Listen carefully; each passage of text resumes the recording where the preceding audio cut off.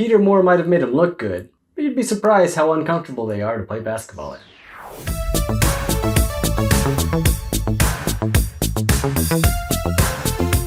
Hey everybody, welcome back to Video Connection. I'm Aaron, this is Dan.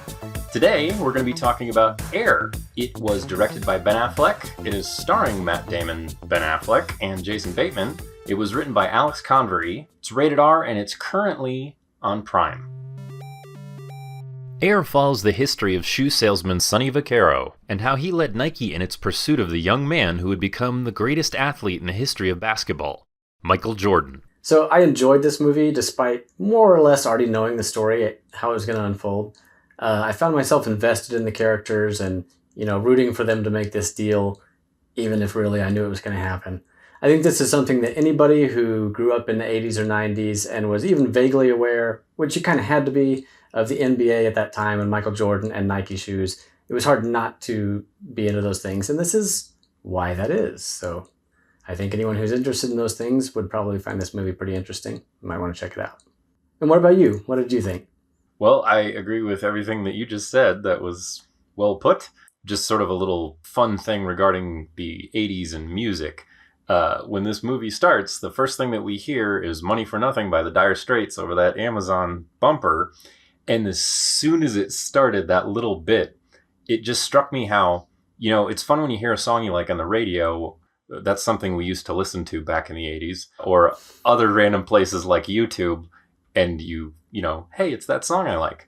But when they put a popular song into a movie, it is amazing to me how it took less than a second for me to go, hey, we're going to the 80s. Mm-hmm. And it was so perfect. I loved it. So literally out of the first few seconds, and the movie hasn't actually even started yet, I was already like, oh, strap into my 1980s ride, let's go. Mm-hmm. And I loved that they did that. I also think they did a great job in that opening montage of continuing to really set that. I mean, it was just like rapid fire things that, to anyone who was alive back then, sorry, I know we're old, just like instantly recognizable, like nostalgia fueled. And I like how they sort of blended that into like the first few shots of the movie footage had, the same color treatment and grain over it to sort of like ease into it before going full HD. It was kind of like a BuzzFeed article, but for people over the age of 40. The one significant criticism I have, which wasn't a huge one, is that I thought the movie got a little dry, a little too close to the front when I was starting to wonder where the story was going. But then I felt like they laid the stakes out and I started to understand, okay, this is what we're doing, and I like the characters, and then it got rolling. So it was just sort of like a little speed bump, and then after that point, I think everything rolled forward. So if that's the worst thing I can say about it, it must be a pretty good movie. Mm-hmm. One criticism I had was that they took a little bit of liberties with the story itself, sort of framing Sonny Vaccaro, who is played by Matt Damon, as a little bit more of the plucky underdog sort of, unknown guy, trying to have his big break, which fits nicely with the story of Nike being the underdog against Adidas and Converse, who were just eating their lunch at the time. I can tell them the one thing the other companies can't compete with. Our basketball division is terrible. I do not love it. In reality, if you've watched the ESPN 30 for 30 episode called Soul Man, which is about Sonny Vaccaro, you will know that he was actually already kind of a big deal, especially in the college basketball scene at this time. He had organized tournaments. He had sort of pioneered the tactic of paying the coaches to have their kids on the teams wear the Nike shoes, to get them all wearing it, and sort of come up that way. It wasn't against the law. If there had been a law, as Sonny himself has said, this should be illegal, but it's not, so I'm going to do it. So he was already kind of a big deal, was a very savvy guy, like making the deals. I think it fit more nicely with the story they wanted to tell, to sort of leave that stuff aside and just have him be sort of an unknown character. But it's also a little bit of an injustice to the real guy, for making him seem a little bit more small time than he actually was at that era.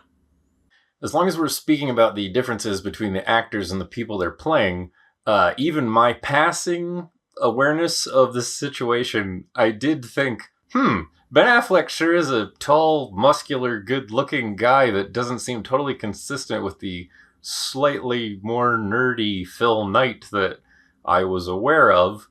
But maybe, Dan, you can speak to that a little bit. I'm curious if Phil Knight would take issue with you calling him nerdy, but Their physical appearances, other than the hair, which they did put on Ben Affleck, that's about as far as the similarities between them go in terms of looks and build, but that's fine. It's a movie. And while we're on that note, Matt Damon looks absolutely nothing like Sonny Vaccaro. Those two guys did such a good job that you just sort of go with it, and they're likable, and it is what it is. I thought Chris Tucker did a really nice job as an executive. Mm-hmm. He's a guy that, you expect him to show up and be really funny, and I think he reined it in. He played a believable, grounded character who wasn't trying to be a comedian. He was trying to play the part, so that was cool.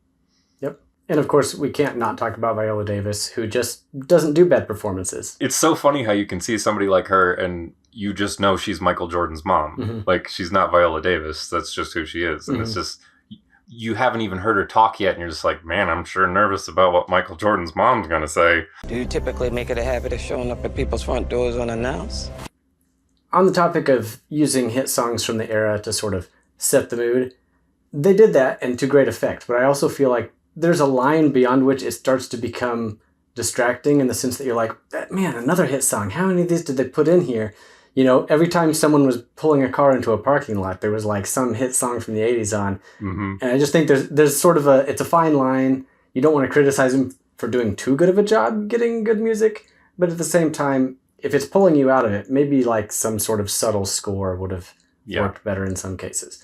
But, that's a hard thing to complain about when they're good songs. Yeah. As someone who was alive during the 80s, whenever I see something that takes place during the 80s, I'm always noticing little anachronisms. I'm noticing where it's like, well, dude, that's kind of 1992, not 1985, and you mixed it up a little bit. This one, I didn't feel like that once. I felt like the entire movie I was watching, I thought, they just did such a great job on basically every detail. I didn't see anything that stuck out to me as, well, that doesn't seem right for the year that we're in. And it was every detail. It was people's hairstyles. It was the clothing that they were wearing. It was the rooms they were in. It was the bathroom they went inside, and the tile on the wall, and the color of the, neon sign with the Nike logo in the front of the office. Just obviously they must have had lots of fun references for that specific building. So good job. Yes, they did a good job. The only other thing I was thinking was, there's a lot of language in this movie that probably didn't need to be there. And I hate to sound like the old guy who's like, oh, those shouldn't use all that language. But these guys in the movie are older than us. So they know better. No, I think this definitely could have been a PG-13 movie that was a lot more accessible. If you watch a movie about the NBA and there's guys on the court trash talking, of course you're expecting that kind of language. But this sort of removed story, it didn't really feel necessary. Right. You could have told the exact same story with a little bit cleaned up language, and you would have got the same picture from it. On the note of foul language, Chris Messina as the agent did a great job. I mean, he usually does. He really sold it as this, like, kind of sleazy, not particularly nice, but good at his job sports agent. If I can give them one reason why it was okay for it to be R-rated, it's for the colorful language that gentleman uses. Now it's time for historical trivia with Dan. One thing some people might find interesting is that in 1991, as Nike was continuing this unbridled success, thanks in part to Sonny's efforts, he was fired by Phil Knight for, reasons unknown. I guess it's just sort of butting heads. After being fired by Nike, Sonny then went to work for Adidas. Lest you think his success at Nike was a fluke, he then went to sign a few young men by the names of Kobe Bryant and Tracy McGrady, and as legend has it, was this close to signing a kid named LeBron James until the company failed to deliver the contract that he had told them he could deliver. Fascinating. Also, Peter Moore, the guy who designed the first Air Jordan and later the Jumpman logo, which is, recognizable to everyone everywhere, he also left Nike shortly after and went to Adidas. And he, among other things, developed their mountain logo with the 3 stripes, which a version of that is still being used today. So, if you like historical dramas, stuff set in the 80s, basketball, or you're into sneaker culture, you'll probably enjoy this movie. It's got a little bit of something for everybody. This story isn't as big as Michael Jordan's, but it's got a lot of heart. And it's an interesting peek behind the scenes of a crucial deal that set the stage for every athletic endorsement that has happened since. Well, that's all the time we have for now. like, subscribe, blah, blah. Thank you so much. We appreciate you being here, and we'll see you next time. See ya.